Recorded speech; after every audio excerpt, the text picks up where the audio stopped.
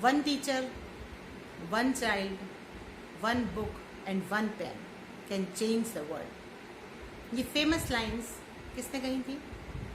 ये कहा था मलाला यूसुफजई। हाँ बच्चों, ये जब आप ही की उम्र की थी तभी से इसने महिलाओं के अत्याचार और उनको शिक्षा न देने के अधिकार के विरुद्ध इसने संघर्ष किया।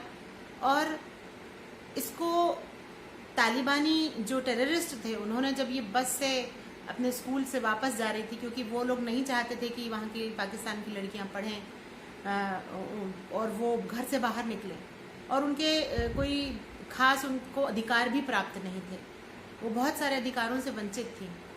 इस परेशानी को, इस दुख को देख करके मलाला ने इसके खिलाफ आवाज़ उठाई और उसका ये मानना था कि जब तक महिला शिक्षित नहीं होगी तब तक इस दुनिया का दृश्य नहीं बदला जा सकता।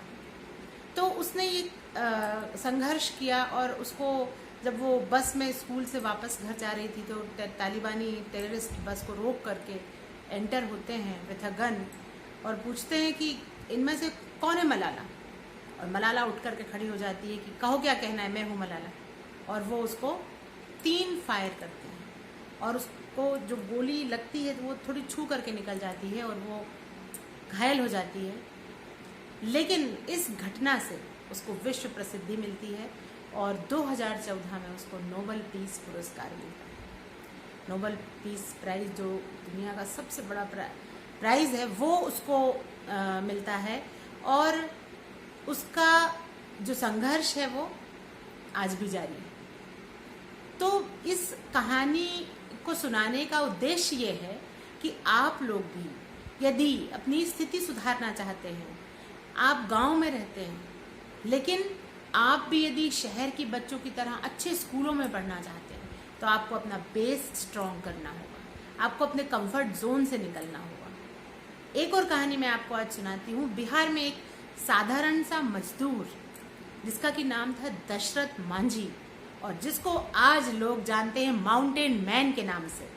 हाँ बच्चों, now he is no more, but what he has done and what work he has done which has made him so different।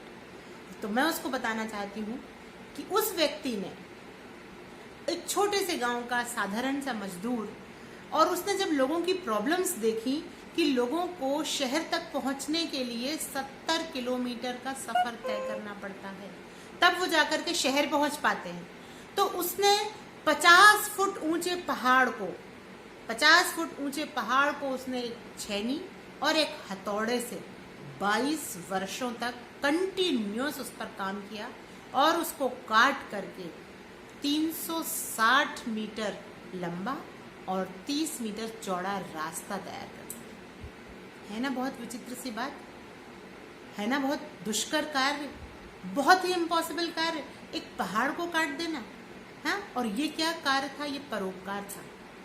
इस परोपकार ने इसको समाज के लिए कुछ काम करने के लिए इतनी प्रेरणा दी और उसने ये काम किया और वो प्रसिद्ध हुआ माउंटेन मैन के नाम से। और जो 70 किलोमीटर का रास्ता तय करके जब लोग शहर को पहुंचते थे, चाहे वो मेडिकल फैसिलिटी की बात हो या उनको बाज़ार से कुछ सामान खरीदना हो, वो जो रास्ता 70 किलोमीटर का था वो 1 किलोमीटर में कवर होने लगा। तो देखिए, जब यदि उसने पहला हथौड़ा मारा था तब रास्ता नहीं बना था। उसने 22 वर्षों तक अनवरत, लगातार, कंटिन्यूअस, कंसिस्टेंट होकर के उसने परिश्रम किया और उसको माउंटेन मैन का दर्जा मिला। तो ऐसे ही नहीं सब कुछ हो जाता है। आइए हम भी कुछ ऐसा इम्पॉसिबल कार्य करें, लेकिन कंसिस्टेंसी बनी रहनी चाहिए। कहते हैं ना, करत करत अभ्यास के जड़मति होत सुजान और रसरी आवत जात से सिल पर पड़त निशान। जब आप कंटिन्यूअस कोई काम करते हो, लगातार कोई काम करते हो, तो पत्थर जैसे सख्त चट्टान भी रस्ते जैसी मुलायम वस्तु से उसमें निशान पड़ जाते हैं। तो बच्चों, आप देखिए कि आप जो शहर के बच्चों में, जो सिटी के बच्चों में, जो मेट्रोपॉलिटन सिटीज़ में जो बच्चे रहते हैं, जो दिल्ली बॉम्बे में बच्चे रहते हैं, जितना दिमाग भगवान ने उनको दिया है उतना ही दिमाग भगवान ने आपको भी दिया है। लेकिन वे अवसर का प्रयोग करते हैं और आप लोगों को अवसर बताने वाला कोई नहीं होता। आपको जानकारी नहीं होती है कि आपको कौन कौन से भी कार्य करना है, लेकिन वो सारे बड़े कार्य करने से पहले आपको अपना बेस तैयार करना है। अपना कंफर्ट जोन छोड़िए और आप अपने आप को निखारिए, आप अपने आप को सशक्त बनाइए। तो आप जब आपके ही गांव के कुछ बच्चे मेरिट का मीन्स जैसे एग्जाम में सेलेक्ट हो सकते हैं, तो बाकी के बच्चे क्यों सेलेक्ट नहीं हो सकते। जैसे मैंने आपको पहले के वीडियो में भी बताया कि आप अपना राइटिंग सुधारिए, आप अपना बेसिक मैथ सुधारिए, इंग्लिश पे काम कीजिए, फिर देखिए आप भी दूसरे बच्चों की तरह कॉम्पीट करने लगेंगे। और इसके साथ साथ एक बात हमेशा याद रखिए कि यदि एक बच्चा ईच वन टीच वन इस स्ट्रेटेजी को अपना के चलिए। अभी छुट्टियां हैं, आप अपने साथ एक दिन में सुबह का आप 1 घंटा अपना तय करिए, कुछ एक चीज सीख करके ही उठिए।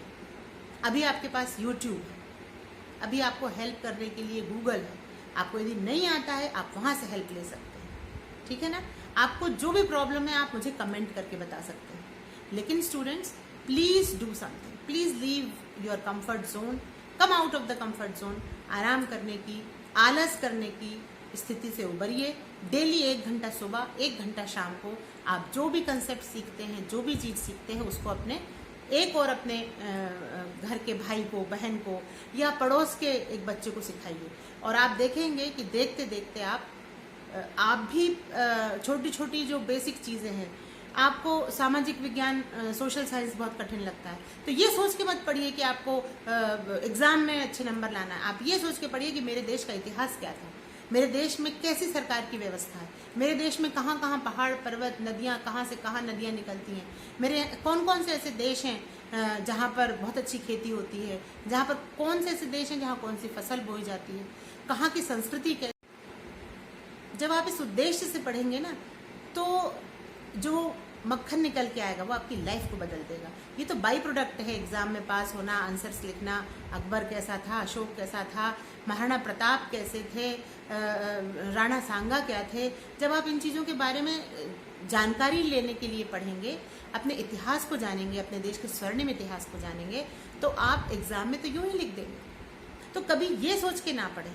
साइंस पढ़ें तो ये सोचें कि ऐसा क्यों होता है, ऐसा क्यों नहीं होता है।